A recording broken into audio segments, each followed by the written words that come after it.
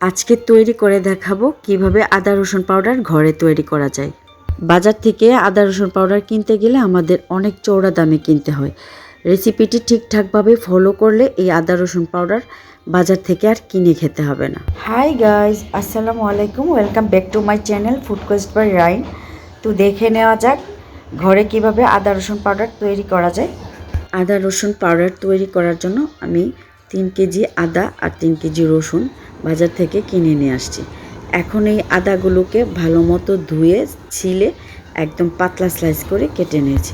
একইভাবে রসুনগুলোকে ধুয়ে 2 ভাগ করে কেটে নিয়েছি। আমি এখানে ছোট সাইজের রসুনগুলো নিয়েছি, চাইলে আপনারা বড় সাইজের রসুনগুলো ভালো মতো ছিলে পাতলা স্লাইস করে রোদে শুকিয়ে নিতে পারেন। রোদের ঝামেলাতে যেতে না চাইলে চুলার নিচে রেখেও এই আদা রসুনগুলো শুকিয়ে নেওয়া যায়। দেখুন আমার রসুনগুলো একদম শুকিয়ে মচমচে হয়ে গেছে। আমি দিনের বেলা রোদে দিয়েছি আর রাতের বেলা যখন ঘরে নিয়ে আসতাম তখন চুলার নিচে রেখে দিয়েছি। এভাবে 4 থেকে 5 দিনের মধ্যে আদা রসুনগুলো একদম ভালো মতো শুকিয়ে মচমচে হয়ে যায়। আদা রসুনগুলো শুকানোর পর একটু ভালো মতো ঝেড়ে নিতে হবে, যদি কোনো খোসা খাসা থেকে থাকে তা বের হয়ে যাবে। এরপর গ্রাইন্ডার মেশিনে দিয়ে ভালো মতো ব্লেন্ড করে নিতে হবে। ঘরে যদি গ্রাইন্ডার মেশিন না থাকে চাইলে বাজার থেকেও ভাঙিয়ে আনা যায়। আদা রসুনগুলো যত ভালো মতো শুকিয়ে ব্লেন্ড করা যাবে ততটাই স্মুথ একদম মসৃণ হবে। তো আমার তৈরি হয়ে গেল রসুন পাউডার। রসুন পাউডারটা দেখুন একদম ঝরঝরে হয়েছে। এখন একটি প্লেটে পাউডারগুলো ঢেলে নেব। কীভাবে আদাগুলো পাউডার করে নেব।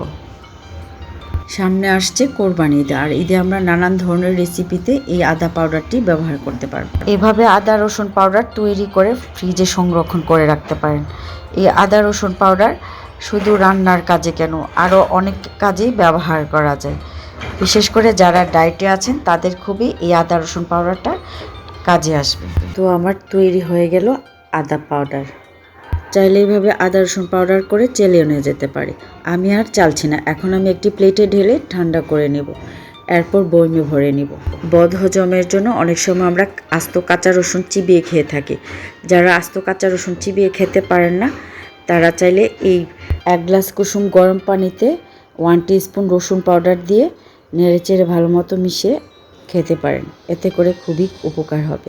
একইভাবে আদা পাউডারও খাওয়া যেতে পারে। পাউডারগুলো তৈরি করার পর কিন্তু অনেকটাই গরম থাকে, এই গরম অবস্থাতেই কখনো বয়মে ঢোকাবেন না, এতে করে ঘেমে ফাঙ্গাস পরে নষ্ট হয়ে যেতে পারে। চেষ্টা করবেন ফ্রিজের নর্মাল চেম্বারে রেখে ব্যবহার করতে, তাহলে সবসময় ঝরঝরা থাকবে, নষ্ট হবে না, ফাঙ্গাসও পড়বে না। ঠিক আছে, আমার আদা রসুন পাউডার রেসিপি আজ এখানেই শেষ করছি। আশা করছি রেসিপিটি সবার খুবই কাজে আসবে। সো গাইজ, রেসিপিটি ভালো লাগলে একটি লাইক দিতে যেন ভুলবেন না, আর এমন আরও ইন্টারেস্টিং রেসিপিগুলো পেতে চ্যানেলটি সাবস্ক্রাইব করে আমার পাশেই থাকবেন। তো সবাই অনেক বেশি ভালো থাকবেন and thank you so much for watching. আল্লাহ হাফিজ।